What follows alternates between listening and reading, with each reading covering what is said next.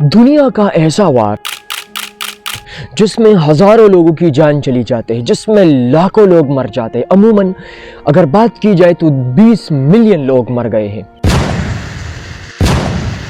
दुनिया का ऐसा वार जिसमें ख़तरनाक किस्म का वायरस भी फैला गया। दुनिया का ऐसा वार जो पूरी दुनिया की हिस्ट्री बिगाड़ लेता है। हाँ, आज हम बात करेंगे सिरे से वर्ल्ड वार 1 की और कुछ इंटरेस्टिंग स्टोरीज़ की आज की वीडियो में। तो चले हर बार की तरह सिरे से शुरू करते हैं।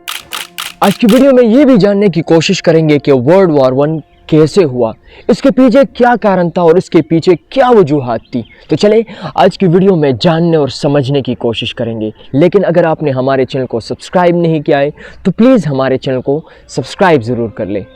वर्ल्ड वार 1 जिसको द ग्रेट वार बी कहा जाता है, ये शुरू हुआ था 1914 से लेकर और ख़त्म हुआ था 1918। मतलब ये 4 साल ये वार लड़ा गया दो ग्रुप के दरमियान, एक को अलायंसेस ग्रुप और दूसरे को सेंट्रल पावर वाला ग्रुप।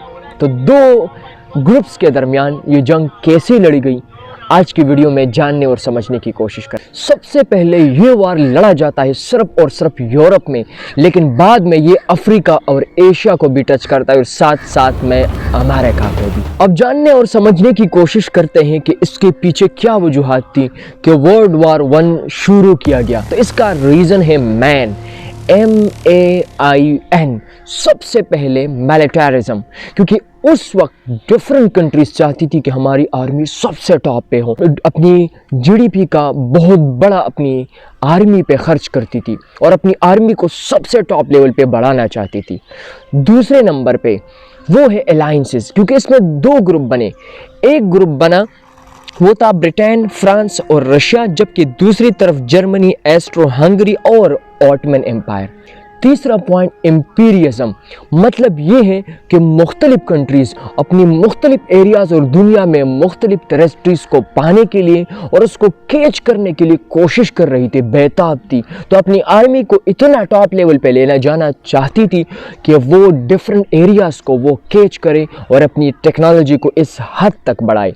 तीसरा है नेशनलिज्म, क्योंकि डिफरेंट कंट्रीज़ थे और हर कंट्री की अपनी आर्मी थी और हर आर्मी चाहती थी कि वो प्राइड करे, अपने मुल्क के लिए फ़ख्र बने। तो वो चाहती थी कि अपने टेक्नोलॉजी में, अपने वारफेयर में और अपनी टेक्नोलॉजी को हाई से हाई लेवल पे ले जाए।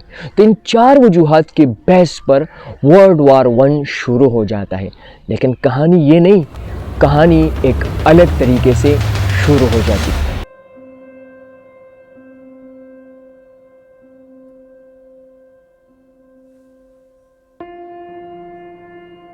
ये कहानी असल में शुरू हो जाती है जब 28 मई 1914 को आर्च ड्यूक फ्रांस को मारा जाता है एक सर्बियन नेशनलिस्ट के द्वारा।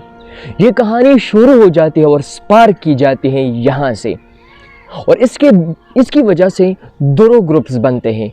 एक ग्रुप बनता है अलायंसेस वाला ग्रुप और दूसरा बनता है सेंट्रल पावर। अलायंसेस वाले ग्रुप में फ्रांस, रशिया, ब्रिटेन, US और जापान, जबकि दूसरी तरफ सेंट्रल पावर में जर्मनी, ऑस्ट्रो हंगरी और ऑटोमन एम्पायर हो जाता है। मैं आपको ये बात बताता चलूँ कि जब जंग शुरू हो जाती है, जो जंग में सबमरीन्स, पॉइजनस गैसेस और डिफरेंट एयरक्राफ्ट्स यूज़ हो जाते हैं। आपको ये भी साथ साथ में आपको पता होना चाहिए, क्योंकि ये इतना बड़ा वार था कि हर कंट्री चाहती थी कि इसके पास जो सबसे पावरफुल, सबसे टेक्नोलॉजी को हाई लेवल पे टच करने वाले वेपन्स इसमें यूज़ हो जाते हैं और इसमें 20 मिलियन लोग मारे जाते हैं। ये कहानी ख़त्म होती है 1918 को, लेकिन ये 20 मिलियन लोगों की जान ले लेता है। इसमें सिविलियंस और आर्मी हो जाती है। आपको मैं ये भी साथ साथ में बताता चलूँ कि जर्मनी यहाँ पर हार जाता है, क्योंकि यहाँ पे फूड शॉर्टेज जाता है और वो सरेंडर करता है। जर्मनी सरेंडर करता है। ऑटोमन एम्पायर और ऑस्ट्रो हंगेरियन जो एम्पायर है वो कोलैप्स करता है। ये भी बात बताता चलो कि इस दिन को आर्मिस्टिक डे कहा जाता है और यहाँ पे 20 मिलियन लोगों की जान चली जाती है, जिसमें आर्मी और सिविलियन शामिल हो जाते हैं। मैं आपको ये भी इंटरेस्टिंग चीज़ें बताता चलूँ कि यहाँ पे नई कंट्रीज़ भी बन जाती है, लाइक युगोस्लाविया, इसके अलावा और ऐसी कंट्रीज़, और इसमें मुख्तलिफ ऑर्गेनाइजेशन बन जाते हैं जो पीस को कायम रखने में काम आए।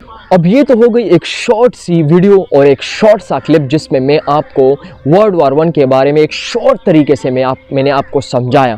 अभी बात करते हैं वर्ल्ड वार वन के कुछ इंटरेस्टिंग फैक्ट्स। 4 ऐसी चीज़ें शायद कि वो पता नहीं होगा, कुछ 4 ऐसे छोटे छोटे स्टोरीज़ और कुछ छोटे फैक्ट्स जो ये सच में आपको बहुत इंटरेस्टिंग लगे। नंबर फर्स्ट, 1914 को असल में जब ये जंग शुरू हुई थी तो वो क्रिसमस डे था, क्रिसमस का टाइम था। तो यार इंसानियत आज भी ज़िंदा है और उस दिन भी ज़िंदा थी क्योंकि वो डिफरेंट कंट्रीज़ थी, क्रिसमस का टाइम था। तो 2 कंट्रीज़ के दरमियान एक लैंड होता है जिसको हम नो मैन लैंड कहते हैं। मतलब ये है कि ना तो आपका है और ना हमारा है। तो उस नो मैन लैंड में मुख्तलिफ क्रिसमस के गिफ्ट भी एक्सचेंज होते थे।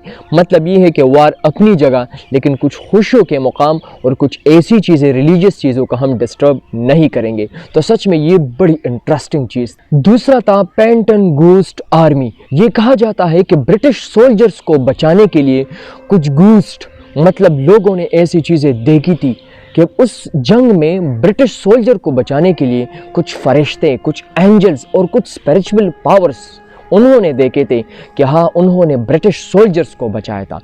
तीसरा, एक ख़ास किस्म का पिजन जिसका नाम था चिर एमनी।